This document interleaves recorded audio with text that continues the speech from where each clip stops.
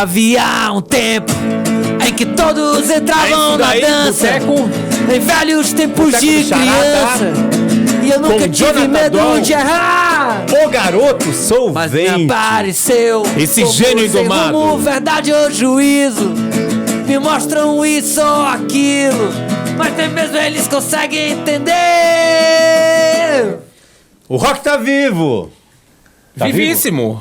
Vivíssimo fora do mainstream, né? Fora do mainstream. Nós temos, puxa vida, o prazer enorme no Boteco do Charada de ter essa figura aqui que já é quase já é da casa, não é quase da casa. É Jonathan Doll, o Jonathan Doll e os Garotos Solventes, né? Hoje veio só o Jonathan Doll, Jonathan Araújo, essa figura Seja incrível. bem-vindo, Jonathan Araújo. Bem-vindo no Boteco do Charada. Boa Jonathan. noite, meus amigos, boa noite, Osmédio, boa noite, Giba. É um prazer enorme estar aqui, né? Me sinto muito em casa, arrodeado desses símbolos e da cultura pop, né? Porra, é isso aí. Que legal. Veio de barco, Jonathan? Não vim de Uber, cara, e pedi pro cara não ir dando umas freadas bruscas, porque eu fico com enxaqueca. Sério? Mas é sério isso? Eu tenho umas paradas aí que se eu ficar olhando, tenho que ficar com uma vista no horizonte, senão... Mas trouxe um remedinho, né? Ah, na verdade, os meus remedinhos pioram essas coisas, mas eu preciso deles, né, cara? Eles têm efeitos colaterais. Um deles é tipo passar mal ao andar de carro. Ó, trouxe uma cachaça especial pro Giba, né, Giba? Pra mim? Eu trouxe. É pro João. Ó, isso aqui foi o seguinte, cara. Eu fui participar de um clipe porque o Catatal ficou doente. Eu fui substituir ele num clipe da Ima e da Jadsa. E aí eu falei, ó, tenho só uma exigência. É uma cachaça para poder participar do clipe, para poder me soltar. Aquelas fotos incríveis. As fotos ficaram maravilhosas. Versão Johnny Peru, o personagem lá do David Lynch do Coração Selvagem. Do Coração Selvagem. Inspirado no Coração Selvagem. É uma música da Ima chamada Meredith Monk, eu acho, alguma coisa assim. Já foi feito, João? Foi feito. O clipe vai estrear em breve e aí, fiquem atentos. Ah, é? Você manda pra mim, Ima, né? e Jadsa. A Jadsa da Bahia, guitarrista, cantora preta, foda. E a Ima é uma cantora aqui de Dream Pop aqui de São Paulo. Foi gravado aqui, em São Paulo? Não, gravado aqui, E você, logicamente... E eu participei do clipe com a Marcela Equivocado, outros artistas. Enfim, vamos... E essa música que você estava cantando aí no início? Então, cara, essa música aqui eu lembrei do nada, porque é o seguinte, é uma música da Cobaia, minha primeira banda. Ah, da Cobaia, sim. Uma banda que eu formei quando eu tinha 15 anos em Fortaleza, em 1997... Não, 95 eu tinha 14... enfim, por aí, 96, 97. Cobaia. E era a música do Serginho, que era o cara que me ajudou a fazer a minha primeira banda, a Cobaia. Ele tem algo gravado? Tem uma demo, tem no YouTube, você bota lá, Cobaia, só que é Cobaia assim, K-O-H-B-A-I-A, Cobaia, com K-O-H. A gente quis botar essa grafia estranha, porque a gente pensou, Cobaia é um nome muito comum. Deve ter milhões de bandas com o nome Cobaia, vamos botar... Só que no final das contas, cara, nesses anos de underground, eu nunca encontrei uma banda chamada Cobaia. Olha, fora não precisava do... Podia ter sido normal, tava tudo certo. E essa música era de um cara, que ele era todo metido... Assim, ele era um cara assim, era um amigo da gente, que era mais velho, ele não tomava banho e fumava muita maconha. O Sérgio Pirado, que era o apelido dele. A Cobaia foi feita lá no Ceará? No Ceará, Fortaleza. E aí ele morava num prédio que ficava... Um prédio meio classe média, que tinha uma laje, que tinham várias pessoas de várias bandas da cena que moravam nesse prédio, que chamava Bosque dos Bandeirantes. Né? E tinha uma laje, e aí a gente se encontrava nessa laje e tal, ficava lá no pôr do sol, né? Enfim, ensaiava, levava até banda. Né? E o Serginho, ele era um dos moradores do Bosque dos Bandeirantes. Né? Ele era um cara assim que ele tinha um vozeirão, a família dele era do rádio, né? E hoje em dia, ele é um cara que apresenta programas chamados Bons Negócios, que ele apresenta uns programas de TV, negócios, sabe? E hoje em dia ele é um cara assim muito diferente da época que ele fez essa canção, né? Tem saudades dessa época? Eu tenho, cara, eu tenho saudades. Eu sou um cara nostálgico pra caralho, assim. Era uma época, cara, que eu acreditava muito, assim, no poder da mente, em pensar positivo. Eu era crente, a minha família, a minha vida toda foi evangélico. E quando foi na adolescência, eu deixei de ser evangélico. E entrei numa onda meia hippie, meia esotérica, ao mesmo tempo no punk. Então eu era um cara que eu curtia punk rock, mas gostava de pensar positivo, meditar, umas paradas assim, botar um incenso, entrar em alfa, né? E nessa época era bem isso, né? Eu vivia essa dicotomia aí. Quanto tempo em São Paulo? Eu tô aqui desde 2013, né, cara? 2013 pra cá, pô, eu sou 10. ruim de conta. 10, é fácil, anos. tá redondo. Já faz 10 anos, já, hein? cara, 10 anos que eu tô aqui. Catatal, né? O Catatal foi o Fernando Catatal, do Cidadão Instigado, né, cara? Foi o cara que me ajudou a chegar aqui, né? Ele, em 2008, mais ou menos 2009, ele me levou, me trouxe aqui para São Paulo. Eu fiz alguns shows com ele, né? Eu experimentei um pouco a cidade. Eu pensei, não, cara, eu tenho que estar aqui. E voltei para Fortaleza destinado a me mudar para cá. E foi o que eu fiz, né? Em 2013 eu cheguei, a banda veio junto comigo, os Garotos Solventes. Estamos aqui na batalha desde então, cara. E desde então vocês lançaram 3 álbuns, é isso? São 3 discos de estúdio, e alguns singles ao vivo e tal, mas foi disco de estúdio. Esses daqui, né? Esse é o Crocodilo, é o segundo disco. E esse é o Alienígena, que é o terceiro, né? O primeiro tem vinil, a gente não tem aqui. Tem CD? Tem CD, é bem raro. Eu Você tem? tenho. A edição do primeiro trouxe. disco em CD é bem rara hoje, cara. Ele é mais fácil encontrar ele em vinil Você do que em tem? CD. Não tenho, cara. Ah, não, qual eu tenho um CD, eu tenho Aí um você CD. tem. Ah. O vinil é que eu não tenho, eu sempre tenho, mas eu acabo vendendo, que eu tô sem grana, alguém quer comprar, Ixi, velho. meu Eu irmão. sabia que eu E dos tava imaginando três, que ele ia cair. dos três, Quase. qual você tem preferência? Cara, eu gosto muito do Alienígena, o terceiro. Alienígena, sem dúvida. Mas é muito complicado falar isso, porque o primeiro e o segundo era a mesma banda, a banda base, né? Os Solventes, que gravou o primeiro disco, foi o mesmo que gravou o segundo, que é a formação, assim... As primeiras que as pessoas viram, que tinha o Saulo Rafael no baixo, Léo Bridgelove, o Marcelo Denis Ded na bateria, que é um cara que com várias bandas, foi baterista em várias bandas no Ceará, né? E a gente gravou o primeiro e o segundo. O Crocodilo, cara, que é esse disco aí que você mostrou, que é o segundo Cassim. Vou até falar uma coisa aqui que eu nunca disse antes, assim. Opa! O Cassim e o Calil, né? O Calil e o Cassim produziram esse disco. A gente está pensando em relançar esse disco com uma outra mixagem. Ah, é?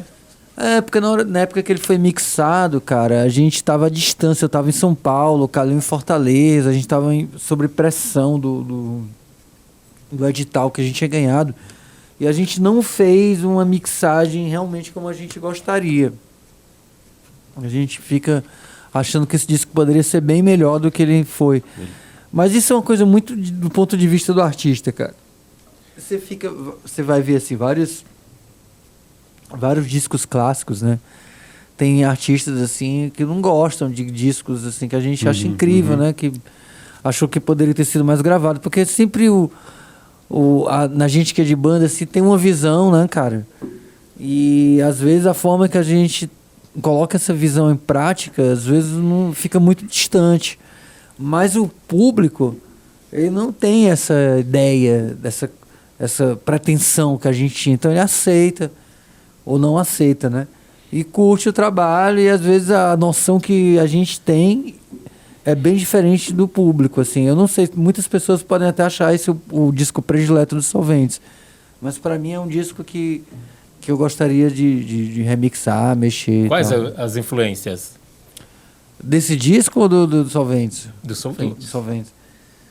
Não, o Solventes é influenciado pela vida que eu levei ali junto da galera em Fortaleza, assim, é bem aquele contexto, um jovem nordestino que começou a se ver como gente no meados da década de 90, absorvendo a cultura pop que chegava ali em Fortaleza, né, cara? pré-internet, então era uma cidade muito desprivilegiada em termos de cultura e tudo. E a gente tinha que caçar informação e tal. Então esse estilo de vida de jovens numa cidade dominada pelo forró eletrônico, pela música comercial de má qualidade que as rádios empurravam, dance music anos 90.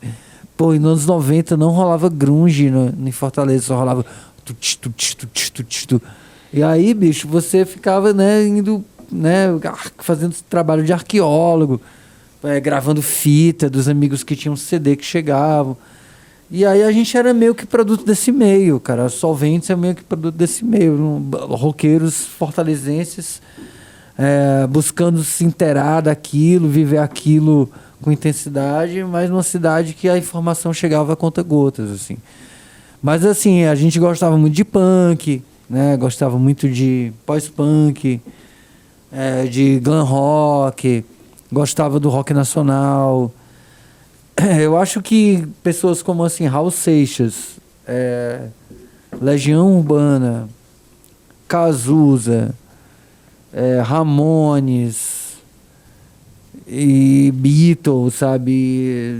Com alguns filmes também que eu via na época, assim, tipo, sei lá, A Volta dos Mortos-Vivos, que é esse filme aqui, ó, que parodiou o Cinemagia, né? Esse é o Cinemagia, é isso que a gente tá parodiando. Mas parodiou a capa da Volta dos Mortos-Vivos, né? Isso. Foi um filme que marcou muito a minha vida, cara. Os cérebros, miolos, né? Esses filmes em VHS, aquelas revistas em quadrinhos. Tudo isso virava música, cara. Solventes tem várias referências de cinema, de quadrinhos. Aliás, terror. o primeiro CD é bem crônica, né, da sua cidade e da sua vida, né, Jonathan? Sim, né? Eu tenho histórias lá que poderiam ser histórias de terror. De histórias até perigosas, né? As letras são autobiográficas. O Valber. São autobiográficas, são verdades, né? Algumas verdades até muito perigosas. Muito perigosas. E hoje em dia, eu nem sei se eu teria coragem de colocar algumas canções que eu coloquei no primeiro disco, né, cara? Tipo a do Sr. Valber, que era um pedófilo. E mais do que, assim, cantar Sr. Valber sobre um pedófilo, uma coisa é você cantar sobre um pedófilo, outra coisa é você cantar sobre um pedófilo colocando ali em primeira pessoa a perspectiva, né? Que é um negócio muito perigoso, audacioso de se fazer hoje em dia. E pessoas que às vezes não são tão assim esforçadas para entender o recado podem achar até que é uma espécie de apologia e não uma visão crítica, né? Porque para mim, cara, assim, a forma mais crua e mais pesada de colocar uma parada para você questionar é você jogar aquilo ali, às vezes até pela perspectiva do autor, sabe? Do psicopata, do pedófilo, do assassino. Né? É mais perigoso isso, mas sempre me atraiu mais, assim. Tem uma música desse disco aqui, o Crocodilo, que se chama Táxi.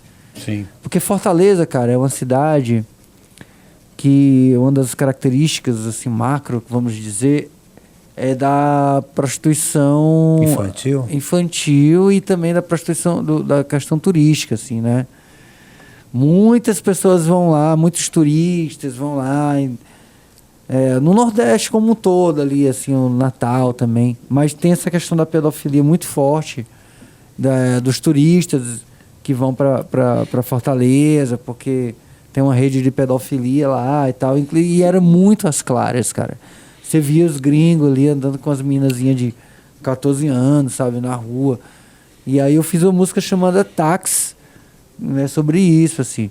Então, se você não vai, assim, muito ligado, muito conservador, você pode achar até que eu estou fazendo apologia, mas não, é porque a forma que eu achei mais forte de levar aquilo, de você entender, foi entrar na mente do taxista que fazia o agenciamento entre os gringos e a prostituta. Dá para dar um alôzinho do táxi, Jonathan, ou é atrapalhado para você? Agora, táxi. Vixe, cara, não sei se eu lembro. É por isso que eu falei. Deixa eu ver aqui. Só para mais a letra mesmo.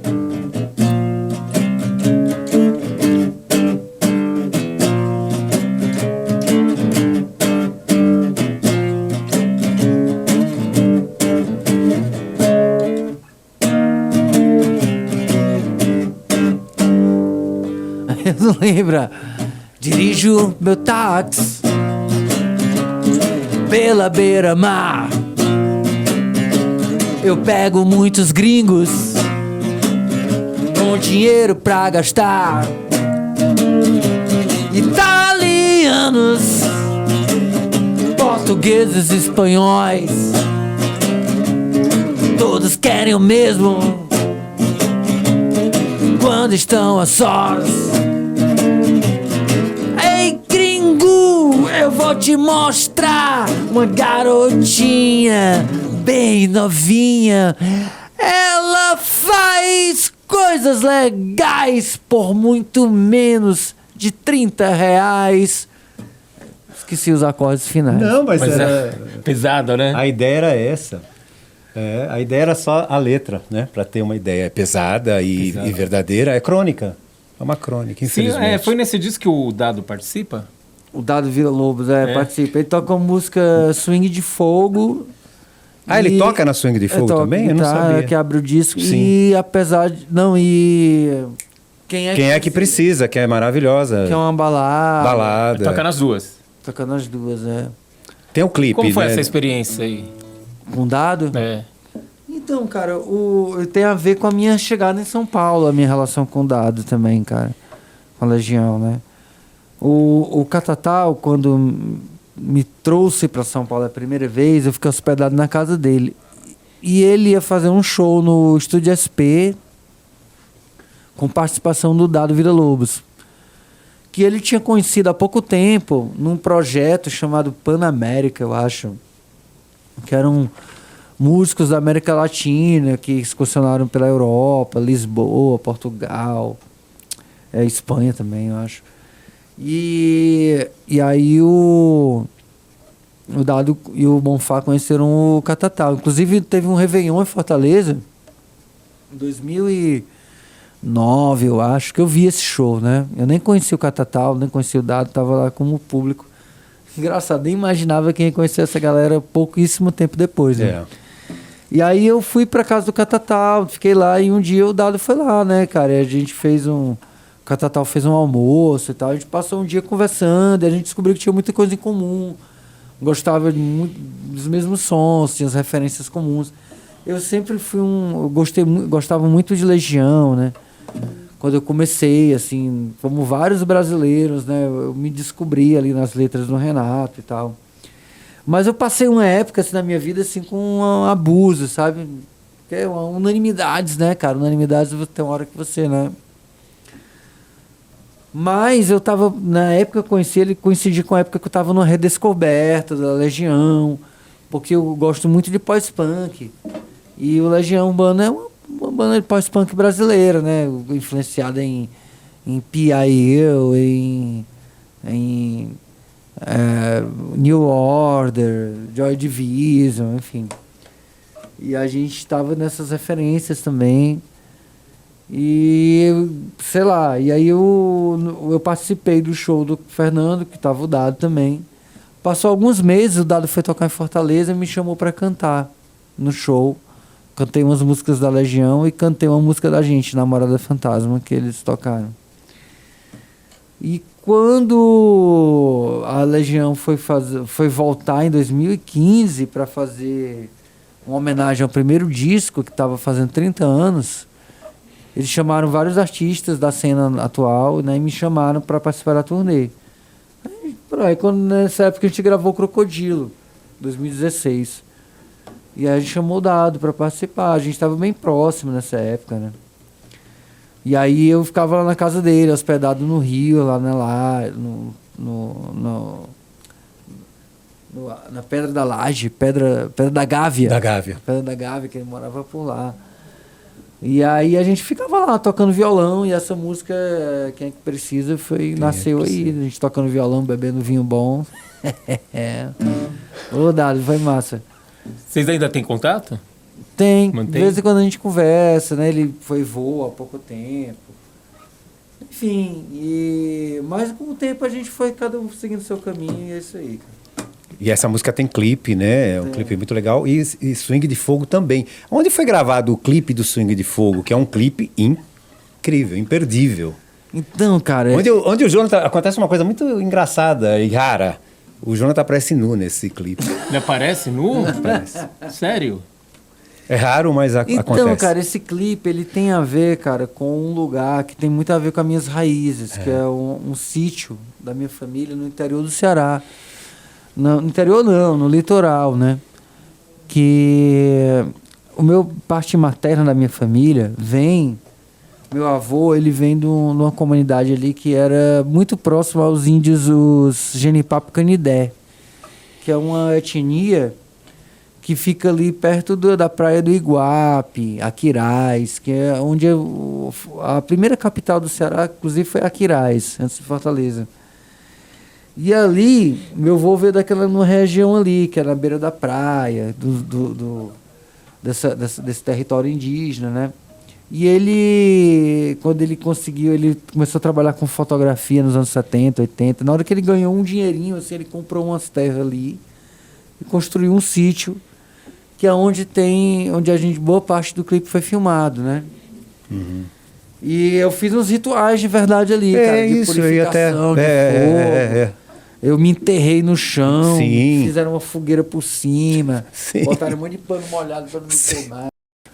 A galera me arranca da areia. Sim, maravilhoso. Quem não viu esse clipe, é só acompanhar. É maravilhoso esse clipe. A gente foi pra cima de uma duna sagrada, que é a duna lá o Morro do Urubu, que é uma duna fixa, altíssima, lá do território do Genipapo Canidé, né?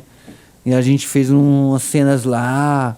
E a música Swing de Fogo, cara, que é desse clipe, né? Ela fala um pouco sobre essa questão da encruzilhada. Uhum. Você tá num momento da vida que você tem que fazer decisões, né? E eu tava, assim, em busca de uma certa espiritualidade que não era cristã, que não era nada, mas que tinha a ver com aquela terra ali que eu... Porque eu fui dependente químico, cara. Eu sou dependente químico, né? Desde 2003, 2004, eu me envolvi com opioides, opiáceos, né? Tive uma dependência muito pesada. E o meu processo de cura começou no momento que eu fiquei nesse sítio, né? E eu estava num relacionamento também com a menina que era até de outro país, que era da Espanha.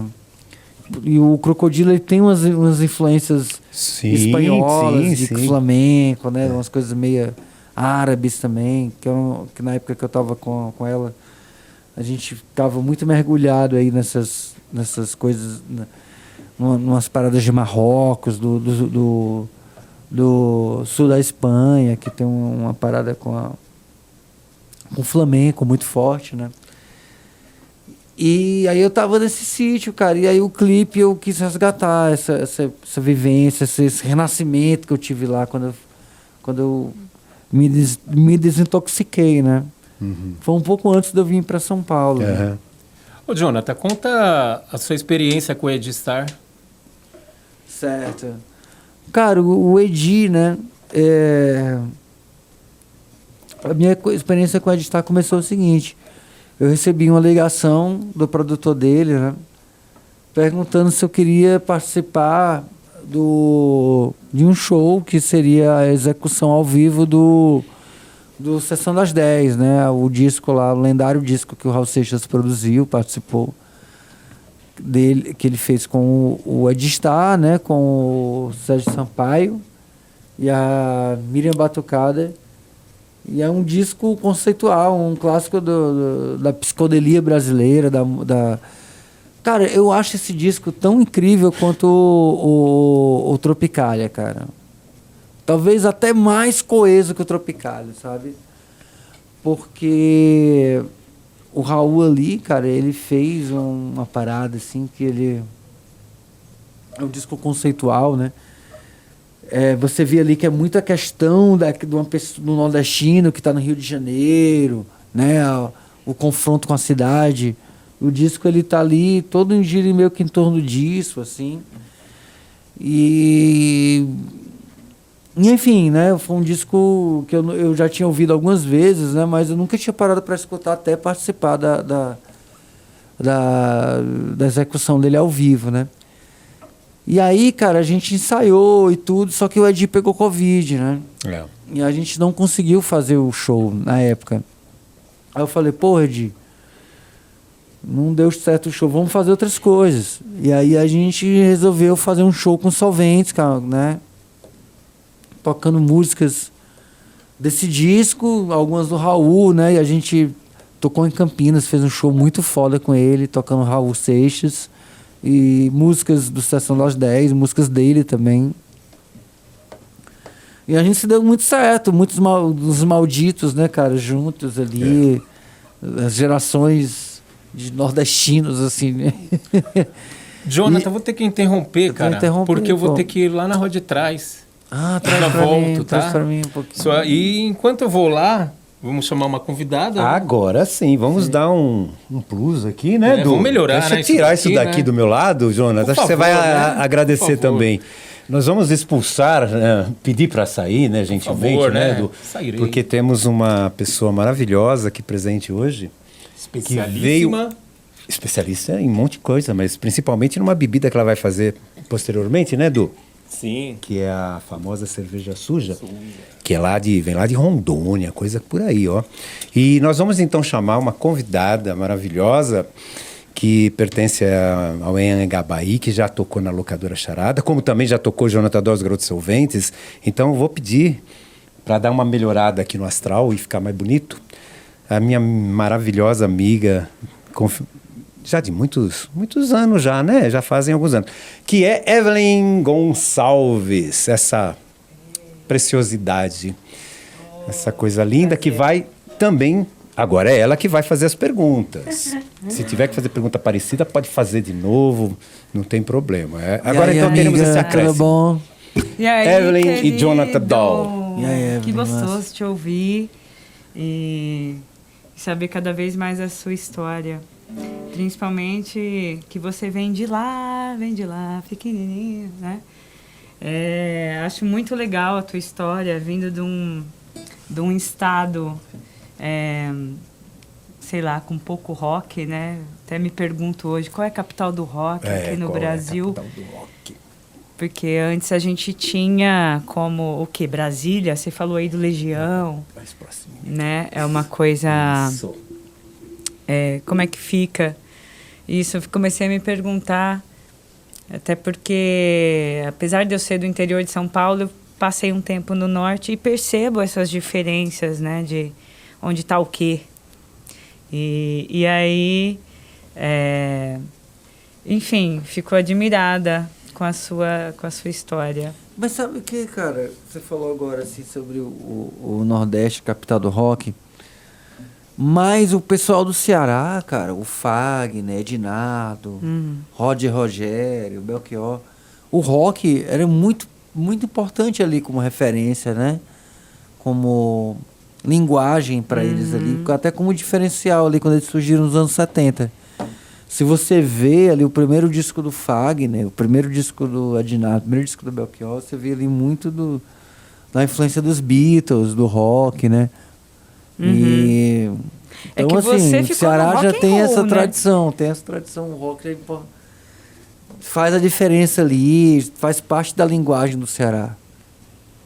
Com certeza. Então você vê que a gente também, quem está de fora, também não sabe, né? A referência que a gente tem de norte, nordeste e enfim, dos outros estados, Goiânia, que você vai tendo, prevalece tanto um ritmo, às vezes, né, que a gente também fica naquela... consumindo uma escuta que também não é tão verdadeira assim, né? Porque na verdade, assim, né, a MPB, né, ela foi criando forma no Brasil, assim, uma espécie de mistura, né, tipo dos ritmos do baião, do forró, da bossa nova, com a música pop, né? Se você vê, sei lá, assim, tipo... Lá em Minas Gerais, o pessoal de Minas Gerais, né? O Clube da Esquina. Você vê ali muitas influências de Beatles, né? De música progressiva ali no Nilton Nascimento, né? Então, sempre essa coisa aí da cultura regional, da terra, né? Da ancestralidade, mas misturado com a música eletrônica, moderna, popular, que vinha com a industrialização, né? E o rock tá ali, presente sempre, né? O rock, ele tá mais presente na música brasileira do que as pessoas imaginam, pois cara. Pois é, então. Queria que você falasse disso também, porque assim, por exemplo, no teu rock, como é que você põe tudo isso? Como é que você põe um pouquinho do Ceará, um pouquinho da Tropicália, um pouquinho do Pernambuco, sei lá, né? Tô aqui jogando assim. O que você identifica aí no teu som? É uma boa pergunta, cara, porque quando eu comecei, eu tinha uma coisa assim muito firme de negar as influências regionais. Eu odiava o forró. Eu me lembro que eu fazia umas revistas em quadrinhos, cara, que eu fazia um herói lá, um punk, o vilão era um forrozeiro com a sanfona. No final, o punk enfiava a sanfona no cu do sanfoneiro. Eu até achei, cara, eu fui lá, esses quadrinhos, esses desenhos que eu fazia. O Slash, metendo a porrada no sanfoneiro. Mas, cara, enfim, era bobeira, coisa de adolescente, né? Porque, na verdade, até o forró tem influência do rock, na linguagem, o forró eletrônica, do Mastruz com Leite, né? E a guitarra, você vê que tem um monte de guitarrista ali, cara, das bandas de forró, que era todos uns metaleiros que não conseguiram fazer sucesso tocando metal. Pode crer, cara. Mas ia fazendo forró. Aí na hora que eles têm um tempinho ali deles, eles fazem um solo distorcido, tá entendendo? A mesma coisa você percebe na música baiana e tal. Eu me lembro muito de um Fortal que teve em 92. Fortaleza era muito conhecido pelo Fortal, que era uma espécie de carnaval, uma festa do Axé Music. E aí o Chiclete com Banana uma vez estava tocando, aí passou um helicóptero. O helicóptero fez aquele barulho, tuc, tuc, tuc, tuc, aí o cara se ligou, todo mundo tava tanto no imaginário do começo de A Not to Break the Wall, do Pink Floyd, que na mesma hora eles começaram a fazer o riff do... Mentira!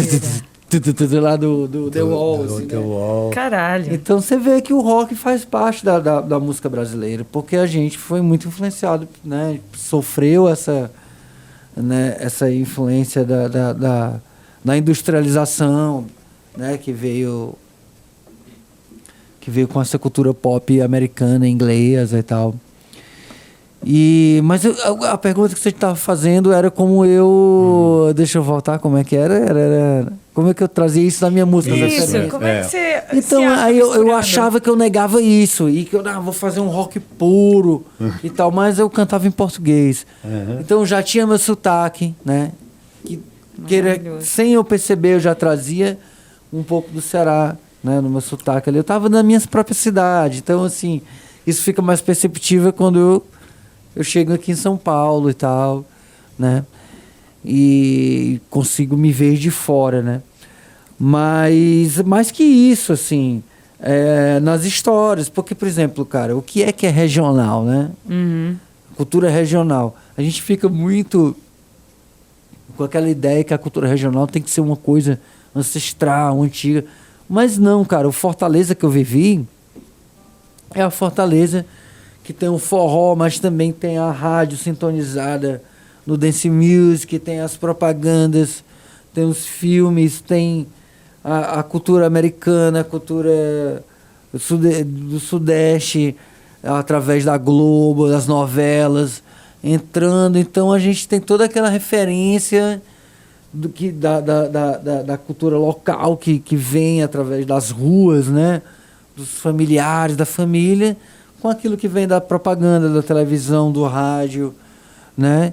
E a minha música é um fruto disso, cara, sabe, assim,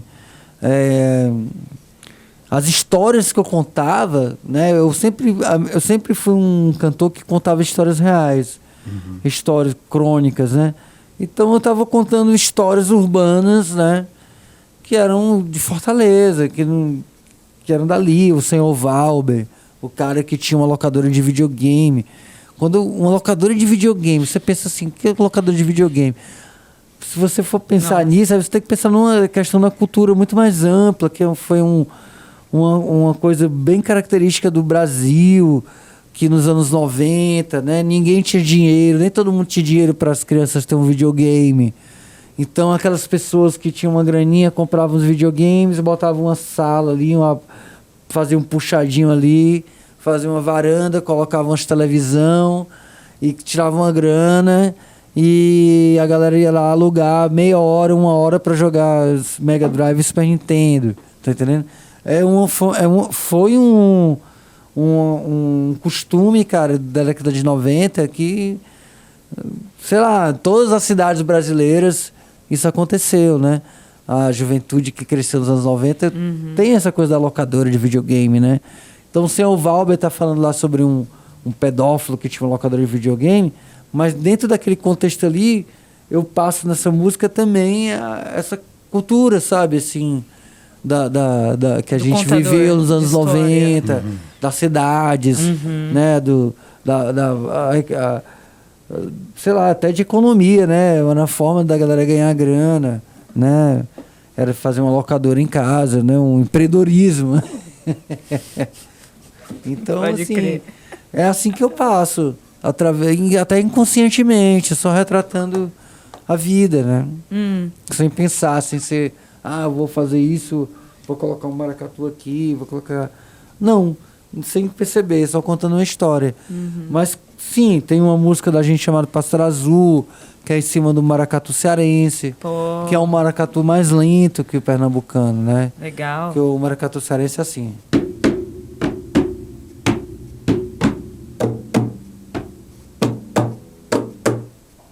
E aí a gente faz essa batida... Se a gente não falar, as pessoas nem percebem que é o maracatu cearense. Mas tá ali, tá entendendo? Eu não sabia, não. Eu adoro... Aliás, Também, não nem tá sabia que gravada tinha essa. maracatu cearense. Também. Pra mim, é o quê? Pernambucano, maracatu? O maracatu, ele é pernambucano, cearense. Mas no Ceará, ele é lento. Ele é fúnebre, ele é quase Olha fúnebre. só. Ele tem uma cadência mais lenta. Pronto, o maior exemplo do maracatu cearense é Pavão Misterioso do Adilado. Olha, lindo. Tá. Aquela batida lá que começa a música é a batida do maracatu. E você acha que teve uma diferença de quando você saiu de lá, o rock da época na sua cabeça e o rock hoje na sua cabeça também, em relação porque você voltou pro Ceará fazendo show lá também e tal, não sei o quê. Que é uma coisa que, assim, quando eu passei um tempo lá no Norte, né? A minha vontade de vida era voltar para fazer coisas lá também. Porque dá essa vontade quando você vai... Eu não sei, o Ceará talvez seja uma cultura também mais motivada do que de onde eu vim ali. E aí eu sinto que tem essa diferença de lugar para lugar mesmo, as artes. Mas quando você está ali fazendo um show, você toca, aquilo proporciona, de todo modo. E aí a sua visão de quando você saiu, que era uma visão, sei lá, mais juventude, não sei, de hoje. Por exemplo, você acha que está mais fluido?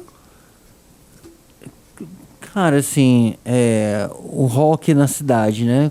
Quando eu vou tocar lá, eu percebo que surgiu bandas muito interessantes, assim, que tem uma visão... tenta trazer uma questão mais contemporânea pro rock, assim, né? Vou dar um exemplo, Lascou, que é uma banda que... Ótimo nome. Que é uma banda foda. Que e bem adequado, assim, bem... Tem o George, que é o cantor, que também tem carreira solo, inclusive. Que ele é um grande cantor, cara, um grande cantor. E você vê ali uma coisa ali meio... Até dos humoristas cearenses, sabe? Com o pessoal do Ceará e o rock, assim... E uma coisa mais moderna, assim, meio dançante também, sabe? Você vê, por exemplo, uma banda chamada... Tem uma menina que eu gosto muito, que é a Berlim Tropical. É o projeto deles agora, assim. Que tem aquela coisa, um pé no brega, tem um pé no eletrônico, tem um pé no rock, né? eu vejo isso, a galera é bastante consciente, cara. E aí tem uma coisa também, né? Que o rock, assim, ele sempre foi uma coisa muito masculina, né? Cresceu como uma força muito masculina. O punk começou a mudar isso, né? Começou a aparecer as primeiras bandas lideradas por mulheres, né? Six and the Benches, Pat Smith, X-Ray Pax, né? As primeiras bandas com travestis também, Wayne County, né? Isso lá fora. Aqui no Brasil, o punk foi um pouco mais machista até a década de 90, né? E aí você chega um momento assim, com a ascensão da extrema-direita no Brasil, que você via muitos políticos de direita, personalidades de direita, extrema-direita, sendo roqueiros, né? Curtindo rock, né? De tal forma que chegou a um ponto que as pessoas começaram em certos meios, as pessoas acham que rock é coisa de direita. Olha só, é verdade. Muito doido mesmo. E é uma coisa que eu acho muito, muito triste isso, assim, né? Estar nesse lugar assim, do conservador e tal. Mas é porque se tem uma ideia muito ainda do mainstream, né? Daqueles ícones do mainstream que hoje já estão velhos, né? E que não estão mais, assim, tão antenados, assim, com os movimentos de vanguarda, né? Mas se você mergulhar no underground, mergulhar no que está se fazendo de novo de rock lá em Fortaleza e tudo, você vê que está num outro lugar. Então, eu vejo essa consciência, sabe? Uma consciência de se colocar como assim, ó, não somos conservadores, a gente está fazendo isso aqui. Tem que dar aquele avisinho prévio de... não é que assim... mais ou menos assim. Na própria postura, sabe? Assim. Então, tem esse rock assim, mais conservador, que tem essa coisa assim, essa postura meio clássica, meio caricata, sabe? O roqueiro meio caricato e tal. Eu conheço lugares assim. E tem esse rock and roll que foge um pouco desses clichês, desses estigmas, que tem uma coisa selvagem e tal, mas que tá mais progressistas, assim. Então, quando eu vou lá no Ceará, eu vejo muitas bandas assim indo para esse lugar. Matheus fazendo um rock. Muito legal isso. O Lascou, o Rati Pajama, que é uma galera que faz uma parada assim dentro de nichos, assim. O Rati Pajama, por exemplo, no Ceará é muito forte o rock gótico, assim. Pós-punk, tem o Plastique Noir, com a banda gótica, que é referência no Brasil e lá fora. Tem a Rati Pajama, que é uma menina que faz um som mais gótico, pós-punk. Tem um Anum Preto também. E essa galera, eu vejo uma galera mais consciente politicamente, tem bastante consciência de gênero, artistas que estão num lugar que não são ele nem ela, são elos, tá entendendo? E é isso, assim. E eu sinto muito, eu fico muito otimista, porque eu quero que o rock seja sempre contestador, esteja na vanguarda, né? Pô, isso então, quando eu vou lá no Ceará e vejo essa galera, legal. Eu fico muito feliz, cara. Legal pra caramba, cara. Porque realmente isso que você falou ainda tem mesmo, assim, essa coisa pegou na direita de um jeito quase sertanejo em alguns lugares. Porque tem expoentes como o Roger, né? Sei lá. Fico imaginando essa galera te vendo arrancar roupa, rasgar o peito e tal, como é que seria, né? Porque é visceral ali o negócio, né? Teu show ao vivo, suas coisas, você entra num transe, isso é muito massa, porque você vê muito, às vezes, show de rock, tô falando em, né, assim, lugares populares mesmo, que tá montado na roupa preta, calça jeans e tal. Uma coisa meio máscula, né? É esquisito até, é meio ultrapassado, parece, não parece? Não, um lugar da gente lá no Ceará, assim, tem essa coisa, assim, mas eu vim num lugar muito do rock, num lugar do andrógeno, sabe? Isso é muito massa. Que não tem essa postura do machão, pelo contrário, né? Uma galera que também fazia teatro, fazia rock, Verônica Valentino, que é uma travesti. Porra, eu ia te falar dela, até perguntar, porque achei essa junção de vocês. Aliás, como é que foi fazer vocês fazerem algo juntos.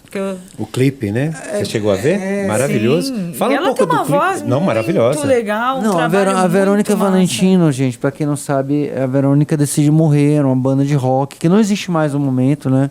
Porque ela tá focada na carreira dela de atriz, que inclusive tá indo muito bem. Muito bem, premiada até. Premiada, assim, por peças. Acho que ela em breve, aí, não posso nem falar, mas esperem ela aí, inclusive na televisão. Legal. Olha, tem que legal. coisas secretas aí que eu não posso dizer.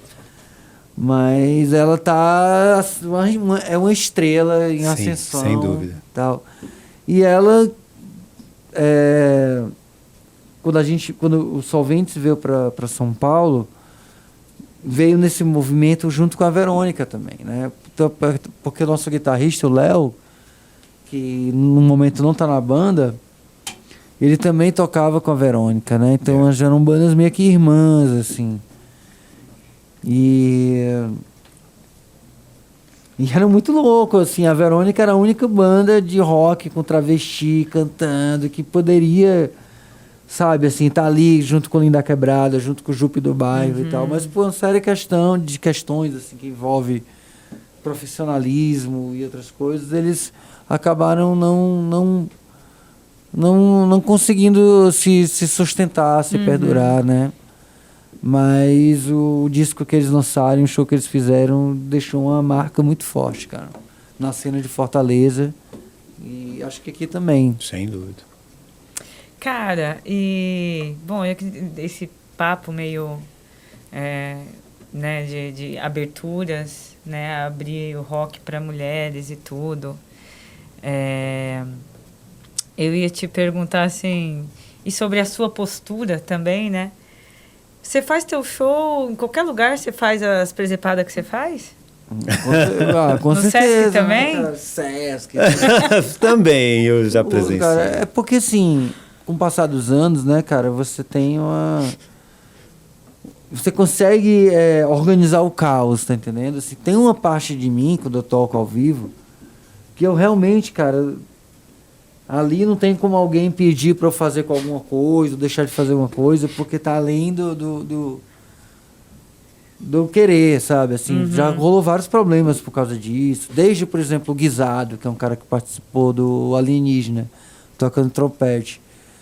E aí ele ficou chateado comigo que ele participou do show, não falei o nome dele, não convidei, porque eu já tava tão louco no show pela música, que essas coisas de dizer, na catarse e vai embora. Participou do disco, Guisado, seu nome, isso pra mim tava numa esfera, cara, tão distante, sabe? Que era impossível dizer, sabe, assim. Enfim, mas ao mesmo tempo eu tenho uma consciência, eu não vou mostrar meu pinto no Sesc quando tem show de criança. Tem criança ali no palco. Então, assim, essas coisas eu tenho noção, assim, porque eu quero que as pessoas se divirtam, também, né? Participem, né? Curtam, entendam e, assim, quero chocá-las também, mas como um bom filme de terror, sabe? Que você é chocado, você sente medo, você tem ali, mas ao mesmo tempo você está cativado, você está apaixonado. E você não vai embora do cinema. Você vai esperar acabar o show. E como é que é sofrer censura, cara? Numa situação assim... Você sofreu uma censura com uma peça, né? Já sofri censura. Você já sofreu censura antes? Já sofri em shows várias vezes, né? Shows, por exemplo, lá em Fortaleza, Teatro da Boca Rica. Primeira vez que eu fiquei nu. Foi num show no Teatro da Boca Rica, em Fortaleza. Depois disso, eu não pude mais tocar nesse lugar, assim. Tipo, a gente era proibido de tocar. Esse tipo de coisa, assim, né? Acontecia muito no Ceará, quando a gente começou. Eu fui tocar, por exemplo, no programa da TV Cultura, Metrópolis. E aí, a última apresentação, eu saí dançando, aí tinha um quadro, sei lá o que era, um quadro caríssimo lá, e eu dancei com o quadro. Aí a produtora disse, nunca mais esse cara volta aqui, se ele danificasse aquele quadro de não sei quantos milhões de reais e tal. Não sei o que. Então às vezes o meu excesso acaba fechando umas portas, mas o que é que eu posso fazer, bicho? Tá entendendo? E depois, quando você vê isso tudo acontecer, você pensa o quê? Assim, tipo, nada. São efeitos colaterais, danos colaterais. Mas a peça que você falou aí é diferente, foi uma censura política, foi né? uma censura de verdade ali no sentido, né? Política. Quando eu cheguei em São Paulo, eu morei numa kitnet no centro, na Rego Freitas, com um diretor de teatro, o Biagio, escritor e diretor, né? E ator também. Pernambucano. E ele tem uma companhia de teatro chamada Motosserra Perfumada. E eu entrei na companhia junto com o Edson, que é o guitarrista, né? E a gente escreveu 2 peças. A primeira peça ele já tinha escrito quando ele me conheceu, a gente só fez umas adaptações. E a gente ficou amigo porque ele viu que eu parecia o personagem, o Mateus da peça, né? Que era aquilo que arrancaram, foi a única coisa que me restou. E era uma peça bem louca, bem performática, que unia rock com teatro e tal.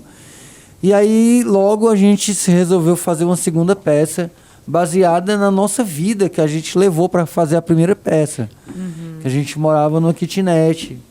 Eu, Edson Biagi, numa kitnet minúscula ali na Rego Freitas, no centro de São Paulo. Dado momento, morava Verônica Valentino com a gente, Bruno... Uns loucões, uns pirados. E, meu irmão, era uma loucura, assim, numa kitnet minúscula. E a gente fez uma peça sobre essa vivência na kitnet, se imaginando, em 2016 ela foi escrita, num futuro em que um ditador fascista governava o Brasil. Olha, né? Só. E aí a gente escreveu, quando a gente escreveu a peça, Tava e aí quente, mandou pras coisas, né? Foi bem na época que o Bolsonaro ganhou a presidência, Bem né? quente, A Funarte foi o Roberto Alvim, estava na presidência na época.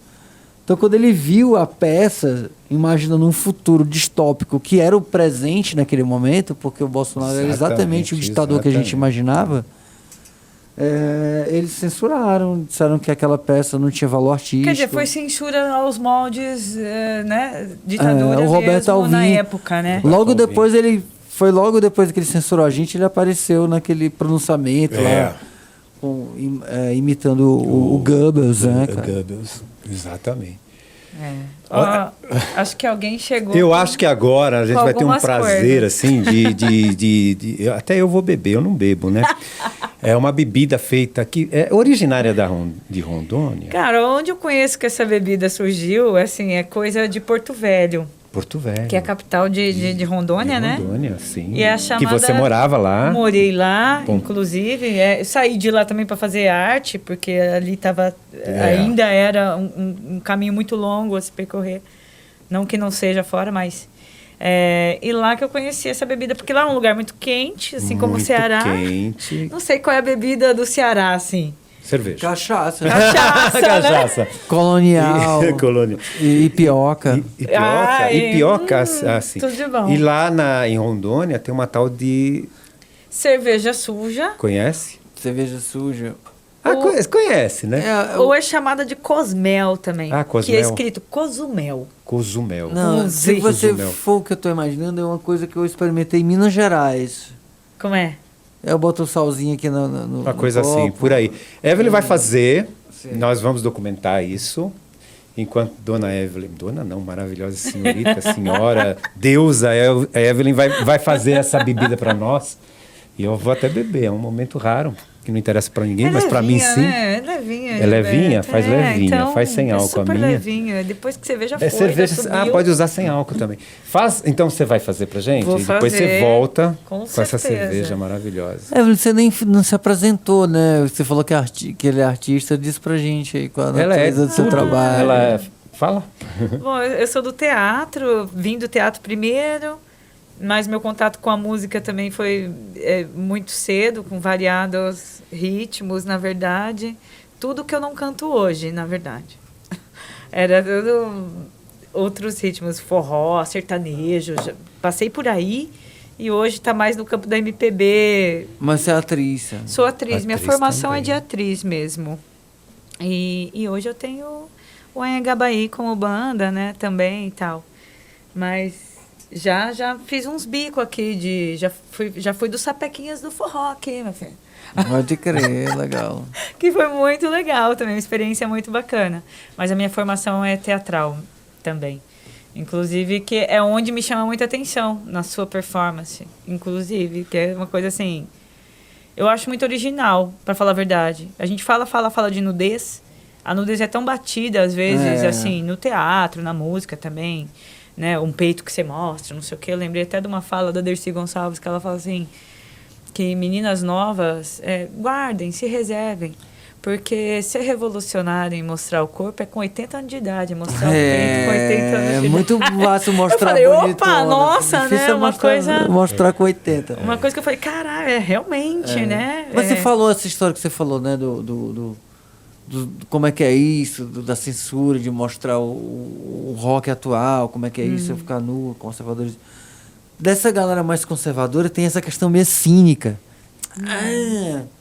Angus Young já fazia isso, não sei o que fazia isso. Que clichê, ainda tá nessa de ficar no palco, não sei o que. Tá tirando a atenção da música, né? E isso, na verdade, é um papo bem conservador, nada a ver, cara, assim, porque... A potência do corpo, cara, ela se faz no contexto, tá entendendo? Então, naquele momento ali, naquele show, faz sentido, assim, não importa se o Angus Young já fazia isso aquilo 30 anos atrás, 40 anos atrás.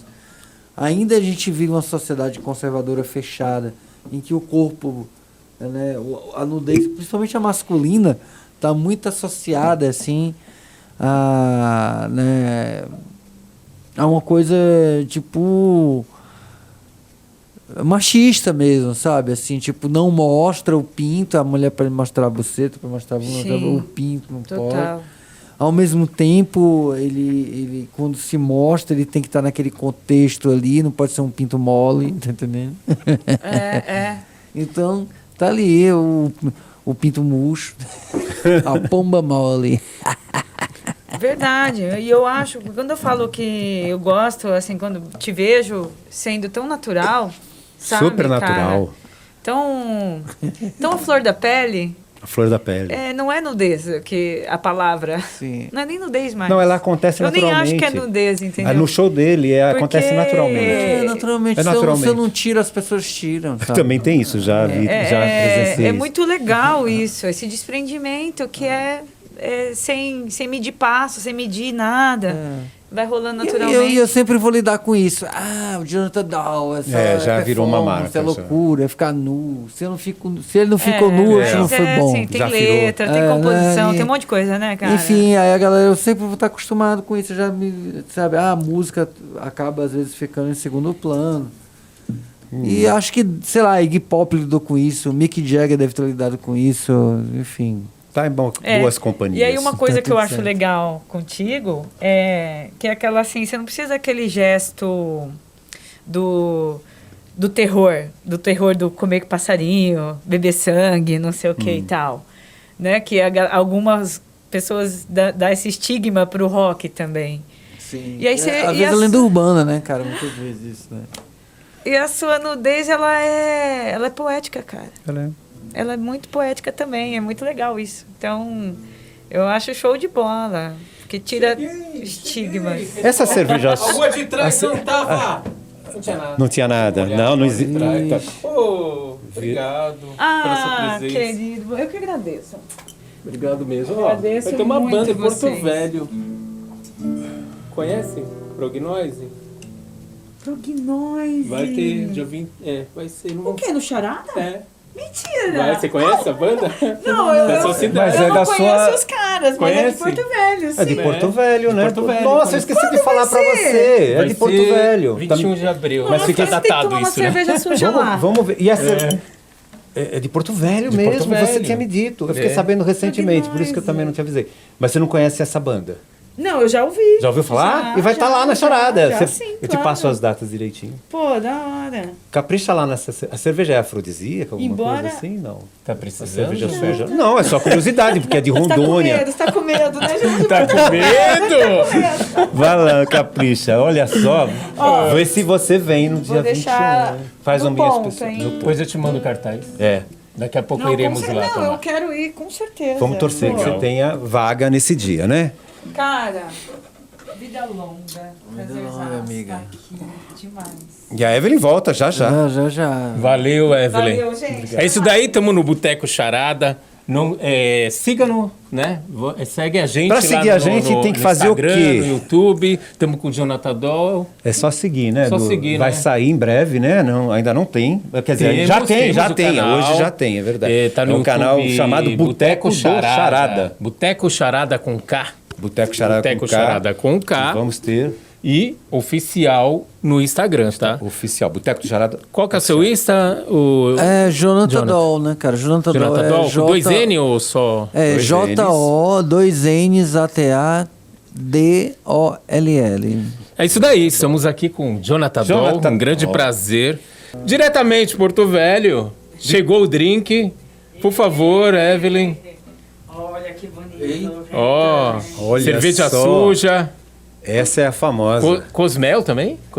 Chamada Cosmel também. Cosmel. Por favor, sente-se aqui entre a gente. Cu de burro. Cudibu também, né? Cu de burro, pra quem, ó. É engraçado isso, né? Que lá em Porto Velho, você pede um cu de burro, a galera não sabe o que é, gente. Sério? Não sabe.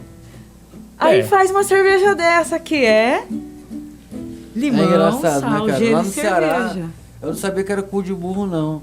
Mas passava MTV, aí na legenda do Beavis e Butterhead, eles xingavam um ou outro chamando de cu de burro. Ai, Aí maravilhoso. eu chamava. Maravilhoso. Eu não sabia o que era. maravilhoso. Ó, pra você, Jonathan. Oxi. Esse aqui pro Edu. Obrigado. Esse é pra mim e esse é pra você, Gilberto. Até o Gilberto Ô, bebendo. gente, que Saúde a encontro todos. Maravilhoso, obrigada. Aí. Saúde. Saúde a todos. Cerveja suja de Muito Rondônia. bom, ó. Isso aqui é meio básico lá, tá? Você bebe com tudo. Tem uma pinga do lado, tem não sei o que, mas tem a tudo? cerveja suja. A piga Muito boa. Primeira vez que tomei na vida. Muito boa. Ó, a gente tem um momento, ô Evelyn, que é o Padaqui. Padali? Padaqui, né? Padaqui. Então, é umas perguntinhas rápidas assim, ó. Ginsberg ou Baudelaire? Ginsberg. Que letra é essa, Bonita, Jesus? né? Bela letra do. Meu Deus. Cinema novo ou marginal? Novo. Zé do Caixão ou Glauber Rocha? Zé do Caixão. Stones ou Ramones? Ramones. Esse daqui você Pelé ou Maradona? Aê! E esse? Pelé, bicho. E esse? Tim Maia ou Roberto Carlos? Tim Maia. E agora o Gilberto que ama isso? Vamos lá. Jonathan, Deus ou diabo? Deus. Mas Deus. Meu Deus. Meu Deus! Meu Saúde, Jonathan. E Agradecer, aí, né? O que você achou, Du? Foi ótimo agradecer a sua presença Não, eu tô falando aí. da- Achei ótimo. A primeira vez que tomo, mano. Primeira vez, você não tá. Du, você não pode beber, agora que eu tô lembrando. Ela é sem álcool, né? Por quê? Não, é com álcool. É com álcool? É ótimo, A minha sempre. que é sem álcool. A sua que é sem álcool. Então eu posso beber. Gostou, Jonathan, da cerveja? Obrigado, de Rondônia, Jonathan. da Evelyn? Cara, eu adoro essa cerveja com sal e limão. Ah, também gosto. Ó, temos o momento 13 segundos, Momento tá? 13. Que é homenagem ao Abu Janra. Você tem 13 segundos para falar o que quiser. Solta aí, Hélio.